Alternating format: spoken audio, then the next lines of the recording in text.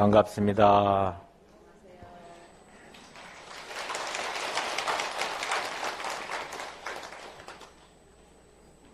매달 첫째 주 토요일 날 다란이기도 철야 정진법회에 항상 얼굴을 뵀습니다마는 오늘은 오전에 이렇게 또 뵈니까 사뭇 더 기쁩니다. 반갑습니다.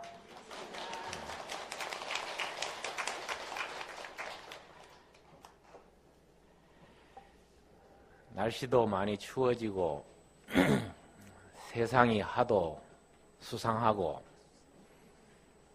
시절도 가을이고 부처님 도량에 오셨으니까 한번 이 금생에 오늘 이 10월 상달 상스스러운 이 달에 초사을 법회 회양하면서 잠시나마 부처님의 말씀을 귀에 새겨서 내 마음으로 하여금 다시 반출을 해서 자신을 한번 돌아보는 그런 시간이 되었으면 하는 바람으로 오늘 부처님의 말씀을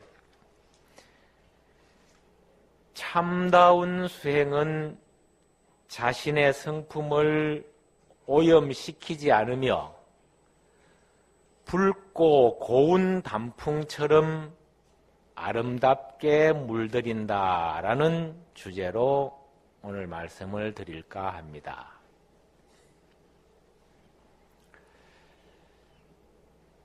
기도도 다 수행의 한 덕목입니다. 수행이라는 것은 한마디로 말하면은 신심을 바탕으로 하게 됩니다.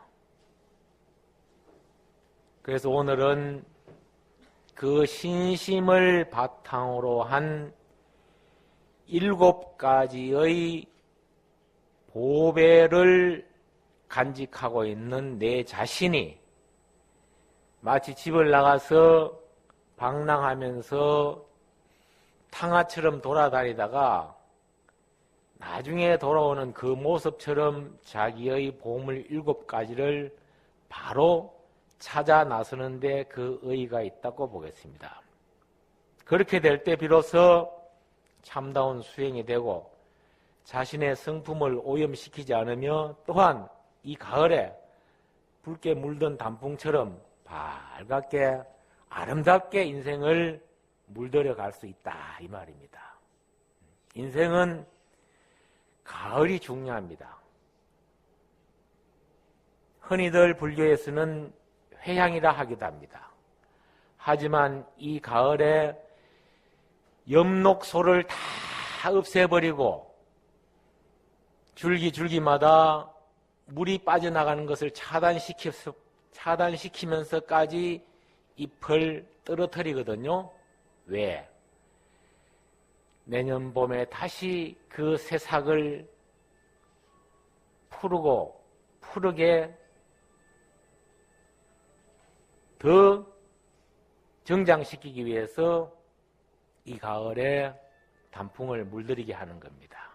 우리 인생 또한 마찬가지입니다. 회향을 멋있게 할 때 새로운 출발이 오는 것입니다.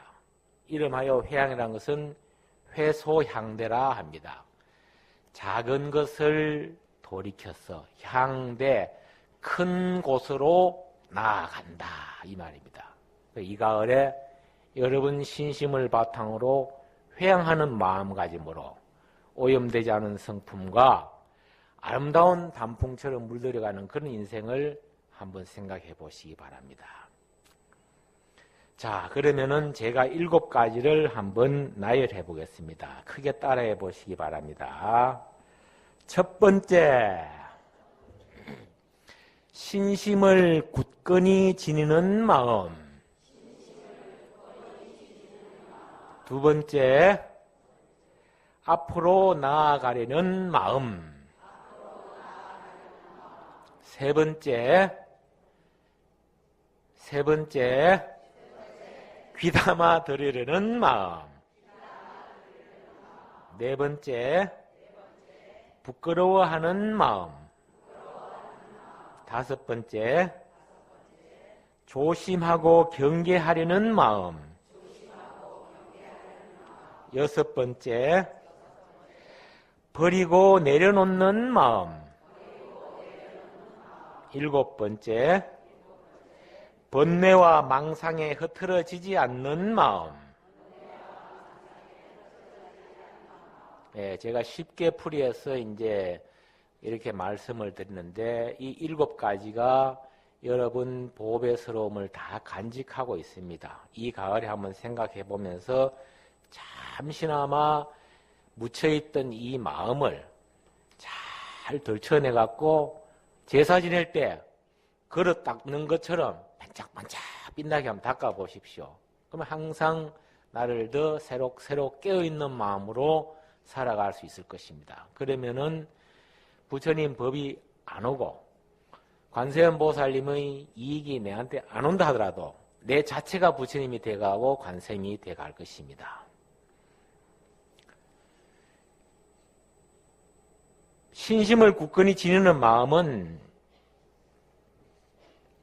어느 경전에도 항상 강조를 하고 있습니다. 화엄경에도 수없이 이야기합니다. 이 신심이란 것은 도의 근원이다. 공덕의 의문이다. 즉, 도 닦고 도를 터는 데 있어서 가장 근본이 되고 공덕, 여러분도 공덕 흔히 알면 뭐 초하룻 날, 초3일 날 뭐 시주를 많이 내고 제시를 많이 베풀고 하는 것이 공덕으로 생각하고 계시겠습니다만은 신심을 바탕으로 할 때 이 공덕의 어머니가 되는 거예요. 그래서 이렇게 날씨도 쌀쌀하고 또 항상 절에 와서 열심히 기도하는 그 마음 자체가 바로 신심이거든요. 이것을 바탕으로 할 때 모든 것이 다 이루어집니다. 그래서 신심 없이는 아무것도 되지 않는 것이 부처님의 가르침 근본 파운데이션입니다. 근본 가장 기본이 되는 토대이기도 합니다. 그런 거로 모든 일체 성근을 다 길러낸다 그랬어요. 유식에서는 마치 수청주, 물을 맑히는 구슬과 같아서 탁한 물을 닦아 구슬만 넣으면 세상을 환하게 맑히더라. 신심이 있으면은 내 마음에 오타각세의 번뇌 덩어리가 일어나던 그런 안 좋은 마음도 금방 사라져 간다. 그러니 여러분들 다 신심이 있습니다. 간혹 따라 수험생들이 소나기 공부하듯이 여러분들 말뚝 신심도 있습니다. 그것도 신심입니다. 갑자기 우뚝 솟아갖고 108배하고 막 조금 전에 화엄성중 그냥 막 정신없이 하는 것처럼 그것이 나와 화엄성중이 하나 되고 기도가 호나 일체가 될 때 무라 일회가 될 때 그것이 바로 기도로 통하거든요. 그런 것들이 다 신심입니다. 이것을 여러분들 찾아보기로 하고 두 번째, 오늘 초3일 초사할 합동 조상 천도적에서 갖고 빨리 좀 하도록 하겠습니다. 살아가다 보면은 신심을 아무리 바탕을 한다 하더라도 잘 안 될 때가 있어요. 성취가 안 될 때도 있고. 그러면은 앞으로 나아가려는 마음가짐을 항상 가져야 되는데, 아이고 나는 안 되는 모양이다. 요즘처럼 더욱더 그렇죠. 20, 30대 앞으로 자라나는 20, 30대 지금 최순실인가 하는 그런 문제를 내갖고 전부 패닉 상태에 젖어들었어요. 애들 저렇게 열심히 공부해서 뭐 하느냐. 전부 부정부패해갖고 중간에 다 가로채겨갖고 뭐 전부 그냥 그렇게 들어가고 입학하고 전부 하는데 돈 벌면 뭐 하느냐. 열심히 벌어서 뭐 하느냐. 저렇게 한꺼번에 부정부패 저질러 하는데. 하지만 동서고금은 역사 이래로 이 부패와 모든 잘못된 부분은 항상 있어 왔습니다. 그것을 얼마만큼 척결하고 얼마만큼 수청주처럼 물을 맑히느냐가 중요한 것입니다. 그렇다고 해서 세상을 안 살 겁니까? 아니잖아요. 그러면서도 열심히 앞으로 나아가려는 마음, 요즘처럼 앞으로 나아가려는 마음가짐이 많이 참 시리에 빠져 있습니다. 국민들이. 하지만 그래도 내 자신을 마음을 추스리고 다스려야 됩니다.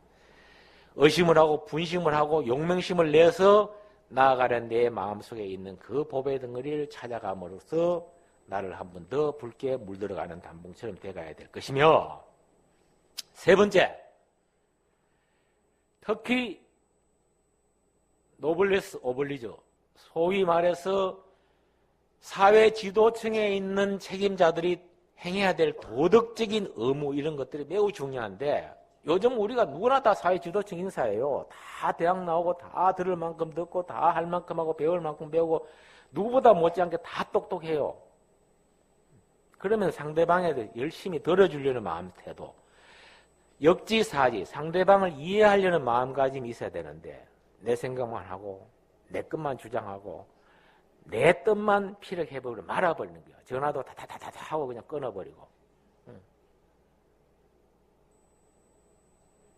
제가 사족은 붙이지 않겠습니다. 아무튼 이런 것들이 중요한 것이며, 그래서 화엄경에도 열심히 들으라 그랬어요. 문사수, 들을 문자, 생각, 사자, 닦을 숫자 듣고 생각을 하고 닦아나가는 게 수행을 하거나, 무엇을 들었다고 쉽게 행동하지 말며 이치가 명확할 때 과감히 행동을 하라 그랬거든요. 부처님 말씀을 듣고 생각을 해보고 의심이 나면은 물어보고 또 생각을 해보고, 그러다가 이치가 명확하다 싶으면 이게 맞다 싶으면은 일사천리로 밀어붙이는 거예요. 수행으로 박차를 가는 거예요. 네 번째는 누구나 다 부끄러워하는 마음이들 있는데, 이 부끄러워하는 마음이 근래에는 누구나 다 너무 나약해져 가고 있다. 열버져 가고 있다. 분노 조절 장애도 생기고, 부끄러워하는 마음은커녕 오히려 성을 내갖고 성내는 것조차도 스스로 제어하지 못하는 그런 사람들이 많다. 저도 그걸 느꼈어요. 요즘 운전하고 가다가 막 갑자기 신호등 안 넣고 내 앞에 싹 들어오면은 이 시국에 이 난국에 갑자기 성질나고 그냥 막 나라가 이 모양이 짜증이 나는데 나도 신경질이 막 나요. 국민들이 다 그런 상태야. 그럼 분노가 조절이 잘 안 돼. 근데 그런 사람들도 앞에 끼어든 사람이나 잘못된 사람들 부끄러워할 줄 마음이 없어. 예로부터 군자나 보살들은 흔히들 부끄러워하는 마음을 가지고 가장 정의롭다 그랬어요. 그래서 사단 칠정론에도 수호지심은 의지다냐라. 수호지심은 의지다냐라. 누구나 부끄러워하고 내가 스스로 앞으로 잘해야 되겠다, 잘못했다, 참여해야 되겠다, 그래야 나아갈 수 있겠다, 이런 마음들이 많이 열버져 가고 있는 상황이다. 그건 왜 그런지 아십니까? 너무나 지금 경제적으로 물질적으로 살아가다 보니까 그게 지금 우리가 노예가 돼갖고 마음 공부를 못해서 그래. 그렇다면 이참에 마음 공부는 어디서 해야 되느냐? 부처님 사상을 근본으로 해갖고 그 부처님의 사상이 바로 마음이거든요. 심적불이라. 마음이 곧 부처님이다. 이 마음 마인드를 잘 닦아나갈 때 지금이야말로 이 메커니즘화되어 있고 배금주의화되어 있고 모든 세상이 지금 그야말로 물들어가고 있는 이 안 좋게 혼탁해져 가고 있는 것을 치유할 수 있는 근본적인 방법이라고 생각을 합니다. 저는 항상 강조합니다. 엘빈 토플러가 제3의 물길 얘기했지만은 이 부처님의 사상은 시대가 아무리 지나도 제4, 제5의 물길로 우리에게 항상 다가올 것입니다. 그거는 뭐냐? 이 마음을 얼마만큼 내가 잘 컨트롤하고 잘 다스려 나가냐? 이것은 영원 불변의 법칙입니다. 이것이 제4의 물길이고 제5의 물길이 됩니다. 여러분들, 그것은 여러분들 각자만이, 나 자신만이 스스로 잘 알아서 처리할 부분들입니다. 그래서 7가지를 하는데 그 네 번째 부끄러워하는 마음이 없더라. 그걸 여러분들이 잘 간직해서 지금이라도 여러분 스스로 부끄러워할 마음을 가지는 것이 좋습니다. 부부간에도 마찬가지고 아무것도 아닌 거 가지고 부부지간에 싸움하거든요. 근데 싸움하면은 딱 그 싸움의 공격만, 싸움의 그 문제되는 부분만 공격을 하고 얘기를 해야 되는데 뭐 엉뚱한 옛날 얘기, 뭐 처가와 친가, 뭐 시어머니, 뭐 시아버지, 또 너아버지, 너엄마 이런 말까지 하면서 다른 부분을 덜먹거려가면서 하고 부부싸움도 그래요. 그러니까 부부싸움도 제가 간단하게 이야기하자면은 그 문제만을 핵심만을 이야기하고 절대 사람 인신공격은 하지 말고 반드시 링 안에서 싸워야 되고 자녀들이 없을 때 싸워야 되고 그리고 또 친가, 처가, 뭐 피부치 가족을 절대 거론하지 말고 그날 일어난 그 사건만 가지고 딱 얘기를 하는 거예요. 부부간에도 마찬가지겠지만 상황상 인간관계 다 그런 거예요. 그리고 중요한 것은 서로 눈을 보면서 얘기하는 것이 좋다. 사람이 마음이 멀어지면 눈도 잘 안 마주치려고 그래요. 눈도 멀래버리고 눈도 안 마주치고 자기 얘기만 다 하고 가버려. 그리고 중요한 것은 서로가 다르다는 것을 수용을 해줘야 돼. 서로가 다르다는 것을 수용해줘야 돼. 다르다고 해서 틀리는 것이 아니거든요. 다르다는 것을 같이 서로 인정을 해주고 같이 가는 거예요. 버라이어티가 뭡니까? 다양화된 사회 속에서 뭔가 모르게 공존하는 법칙을 그 다르면서도 같이 할 때 그것이 멋있는 겁니다. 빨간 단풍만 있어 보세요. 하나도 안 멋있죠. 노란 국화만 있어 보세요. 하나도 안 멋있잖아요. 새파란물이 한 것도 있고 푸리디푸리한 것도 있고 있을 때 그게 이렇게 변화가 어우러지면서 멋있어지는 거예요. 그리고 다르다는 것을 수용을 하고 용서를 구하고 서로 용서해주는 그 마음. 용서도 실력이라 그래요. 그러면서 상대의 자존심을 세워주는 마음. 고로 싸움을 하더라도 내 자존심이 바로 올라가게 된다. 그러면서 서로가 먼저 화해의 표시를 하라. 내가 이건 왜 싸움하면서 굳이 방법론을 얘기하는가 하면은 누구나 부끄러워하는 마음이 없기 때문에 싸움을 하고 나서도 서로 큰 소리 치고 자기 잘했다고 해버리면 그만인 거예요. 우리 불자들은 오늘 여기 오신 우리 초사흘 회양법회 모인 도선사 불자님들은 그런 분이 한 분도 안 계시라 믿습니다. 그리고 조심하고 경계하는 조심자가 조심하래. 야야 집 나갈 때 조심해래 할 때 조자가 뭐냐? 잡을 조자거든요.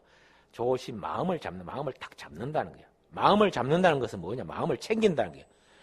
마음을 놓지 않는다. 방심하지 않는다. 마음을 흐트러지지 놓아버리지 않는다. 잃어버리지 않는다. 조심한다. 조심할 때 자기 마음을 다스릴 수가 있는 거예요. 항상 경계하는 마음.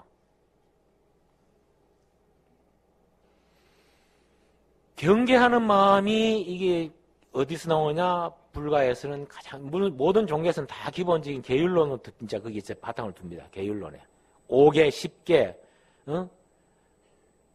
이렇게 해서 비구계, 비구니계, 250개, 348개 이런 식으로 해갖고 쭉 나가는데 48경국에 이렇게 해서 쭉 다 나가는데 이게 바로 조심하고 경계하는 마음속에서 비롯될 때 자기가 제대로 진정한 성품을 오염시키지 않을 수 있다는 거. 그리고 버리고 내려놓는 마음. 여러분 버리고 내려놓고 떠나는 마음 참 쉽지 않습니다. 아무리 강조를 해도 지나치지 않다고 보는데 아무리 부처님 말씀대로 버리고 내려놓고 떠나라 버리고 버려라 방아착하라 놓아라 하심하라 자꾸 이런 말 한데 사실 저도 잘 안 됩니다. 안 되지만 이런 말을 여러분과 같이 함으로 인해서 제 자신의 다시 상기를 해서 수행으로 행동으로 옮기려고 하거든요. 기원정사 부처님 최초의 절은 중림정사입니다만 그게 버금가는 기원정사가 수달타 태자와 수달타 장자와 기타 태자의 그 원력으로 기원정사가 만들어졌거든요. 그 내력을 보면은 그 기타 태자가 수없는 동산을 갖고 있었지만은 수달타 장자의 원력과 신심이 없었다면은 기원정사가 이룩되지 않았습니다. 그래서 그 앞에서 기수 급고도건이 돼갖고 부처님께 회양하면서 기원정사를 지었듯이 그러한 마음가짐으로 버리고 내려놓고 헌사하는 마음가짐으로 임할 때 우리는 진정한 성품을 찾을 수가 있다. 7번째 마지막으로 번뇌와 망상에 흩어지지 않는 마음. 번뇌와 망상에 흩어지지 않는 마음은 항상 이 6가지 근본을 생각, 생각으로 자꾸 일구어 나갈 때, 생각해서 그것을 자꾸 닦아 나갈 때 번뇌와 망상에 흐트러지지 않는 마음가짐이 생긴다는 것을 간단하게 말씀을 드립니다. 일화를 하나 얘기하겠는데 여러분 당송팔대가 중에서 아주 유명한 소동파라는 사람이 있어요. 이 소동파가 얼마나 거만한지 20대에 다 그냥 군수다고 해서 30대 초반에 큰 스님을 찾아갑니다. 큰 스님 도가 얼마나 높은가 싶어서 큰 스님을 떡 찾아가는데 이제 법거량이라 하죠. 거량에서는 법 진리를 갖다 거량 들어서 잰다는 것인데 저 스님이 얼마나 큰가 하고 찾아갔는데 변장을 하고 딱 가는 거야. 변장을 하고 딱 가는데 나를 몰라보겠지. 나는 명세히 그래도 소동파인데 근데 큰 스님이 더 보니까 분명히 조금 먹게나 부리고 좀 자기 딴은 내가 냄내하는 그런 사람인 것 같아. 그래서 저 위에서 이제 내려다보면